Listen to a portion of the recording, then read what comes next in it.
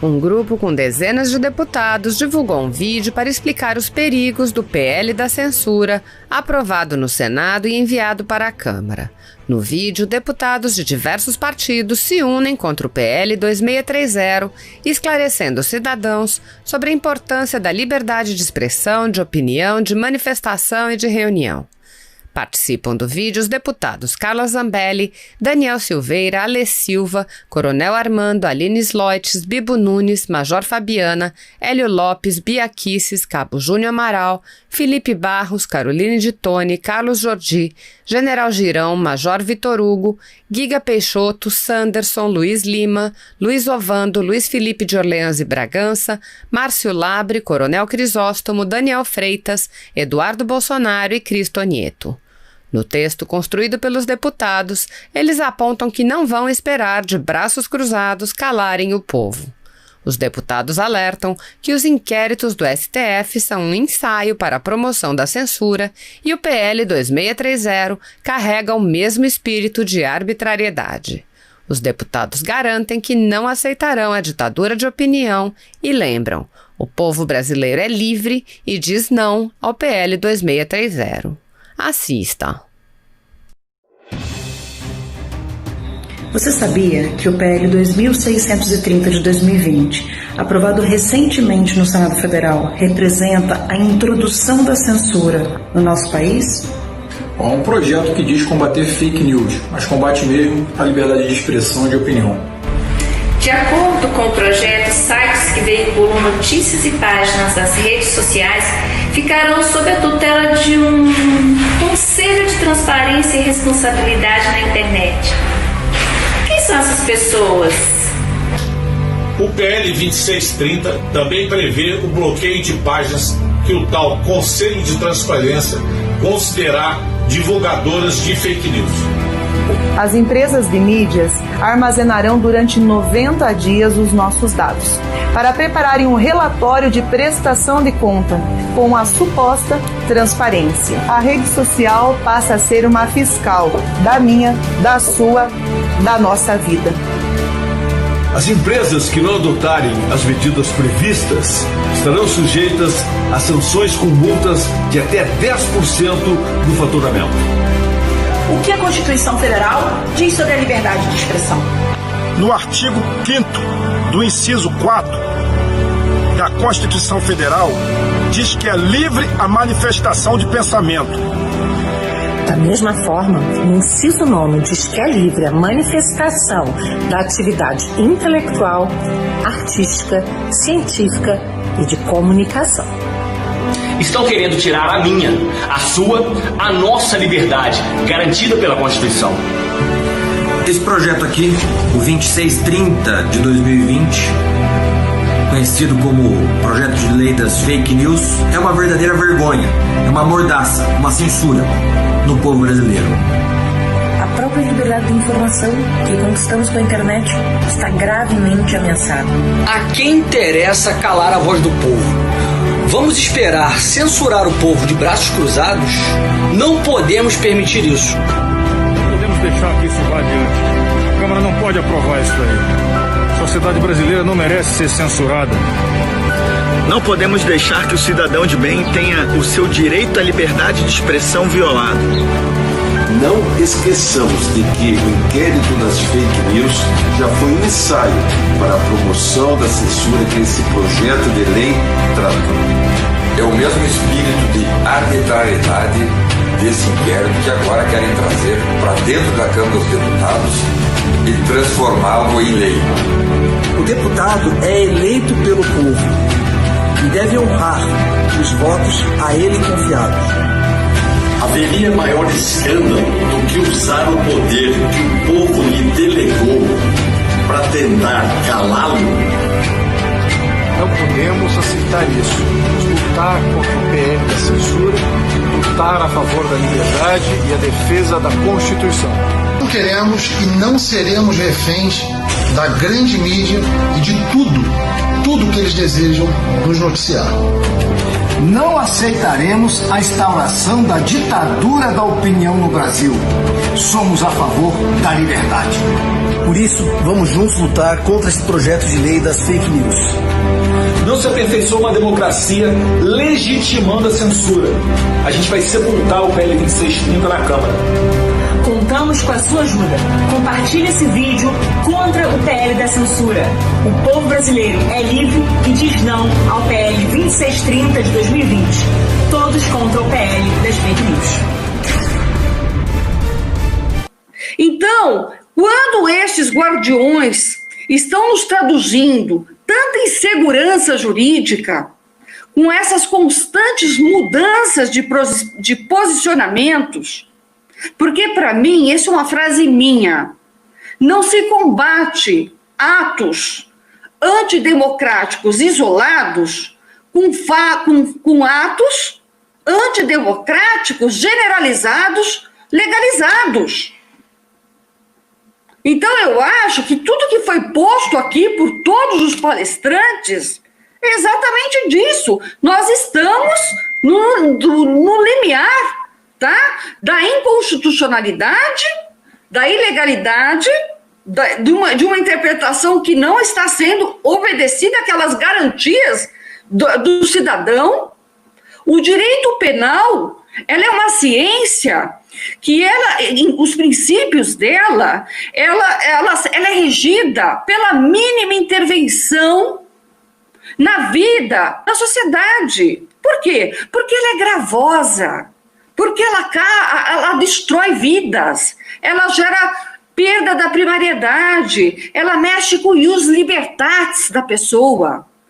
Então, ela tem que ser a mínima intervenção. Acho até que os crimes infamantes, eles deveriam ir para as searas cíveis dos danos morais, né? De outras searas. Obviamente que se tem que respeitar as instituições. As instituições estão ali, cada um tem sua função. E a tripartição, que Montesquieu, eu até tenho uma dissertação sobre isso, né, da interface do ativismo judicial, né, com a tripartição dos poderes, eles têm que ser harmônicos. Então não pode haver uma ingerência em outros poderes, em fatos típicos. E isso, de certa maneira, no meu entendimento, tem ocorrido. A partir do momento que você decide, tá, na escolha do presidente, da mesa do Senado, que o voto tem que ser fechado e liminar de ministro, você está interferindo numa decisão típica, tá, de poder legislativo. Então, assim, nós temos que respeitar o executivo, o Congresso Nacional e o Poder Judiciário, e não se pode ser hipócrita de se criar um juiz de garantia, sendo que nós já temos o DIPO, então nós vamos precisar de um ministro de garantias também. Porque cadê as nossas garantias? Gente, controle social é uma coisa muito perigosa. Controle a liberdade, o direito de voz. O nosso direito de voz é fundamental. É um direito fundamental. Não significa que se você abusar, você não vai ter o devido processo. Obviamente que sim, não estou negando. Agora, eu acho que está havendo uma inadequação e uma desproporção. Essas prisões que ocorreram, eu trabalhei junto com o advogado, tá? O Paulo Faria, e nós trocamos muitas ideias dessas defesas todas, tá? Eu acho que eu pude corroborar e muito nessas defesas, porque eu sou especialista em criminal, sou tribuna, tá? E milito na área. E fui também conselheira das prerrogativas aí junto ao lado do meu querido Delmanto, e que nós somos extremamente democráticos. Nós respeitamos, sim, o Supremo, mas nós não respeitamos atos que estão extrapolando a própria Constituição. A Constituição está acima deles.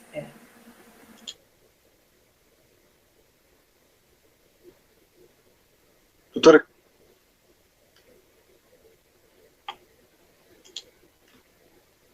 Bom, passaremos então para o debate agora entre os participantes, para suas outras considerações.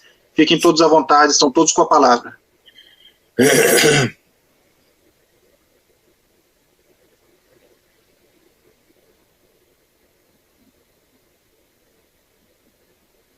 Doutor Modesto, o microfone do senhor está mudo.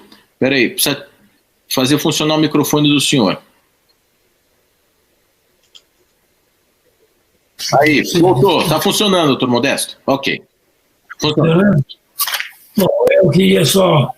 Está um pouquinho tarde já para mim, que eu tenho que dormir daqui a pouco, mas eu quero só lembrar que eu adorei todas as intervenções, são profundas e muito também indignadas sobre um estado de exceção que está imperando no Brasil, uma ditadura do Supremo Tribunal Federal instaurada no Brasil. É uma ditadura que está sendo instaurada no Brasil por esses ministros do Supremo Tribunal Federal. Gravemente ainda, pelo fato de 10 ministros terem conestado essa barbaridade que foi realizada. Mas eu quero só lembrar que o doutor Sérgio Dario fez uma análise profunda e geral sobre o aspecto da ilegalidade e inconstitucionalidade desses inquéritos e dessa putaria, mas ele, a sua tese é de que realmente é natimorto. O inquérito é natimorto, os inquéritos são natimortos, e a portaria também. Eu gostaria de discordar dele nessa conclusão, embora elogiando profundamente a sua descrição sobre as ilegalidades havidas. Não é natimorto, não. Ele tem um efeito brutal. Esses inquéritos têm um efeito enorme na sociedade, estão criando um constrangimento na sociedade, um medo na sociedade, um terror na sociedade, de falar mal dos ministros do Supremo Tribunal Federal. E isso é o que eles queriam. Isso é que eles desejavam e desejam com o inquérito. Eles não querem nada que o inquérito seja julgado em primeira instância, que vá para lá, que seja arquivado, porque não tem consistência. Não interessa a mínima. Interessa que eles, ao prorrogar 6 meses, não prorrogando, agora com o aval de 10 ministros, tá certo? Vão prorrogar, é para criar o terror na sociedade, criar o estado de exceção que eles estão criando na sociedade. Esse é o objetivo. E, portanto, a questão aqui também, eu gostaria de elogiar muito todos os que falaram a respeito desse assunto, principalmente o doutor Greco também, que foi muito claro na sua posição, e eles não é uma questão, não é um inquérito político, é um inquérito de autodefesa de todas as barbaridades que eles fazem. Certo? Eles não querem ser criticados porque eles fazem barbaridades, hora para um, hora para outro. Uma hora eles vão lá e acabam com o COAF, congelam o COAF. Depois, outra hora, eles atacam o presidente da República. Outra hora, eles atacam o PT. Outra hora, eles atacam o Centrão.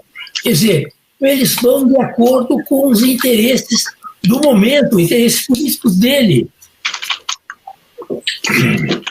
De modo que não é uma política feita a esses inquéritos, não tem a finalidade só de atacar o governo atual. Atacar quem vier, conforme as convidências. O que eles querem é se autodefender, dizer, nós vamos criar todas as arbitrariedades e dominamos o país, porque eles dominam, o Supremo Tribunal Federal domina o país hoje, manda o país, dominação, aí no sentido bem político da palavra, dominam o país, tá certo? E não querem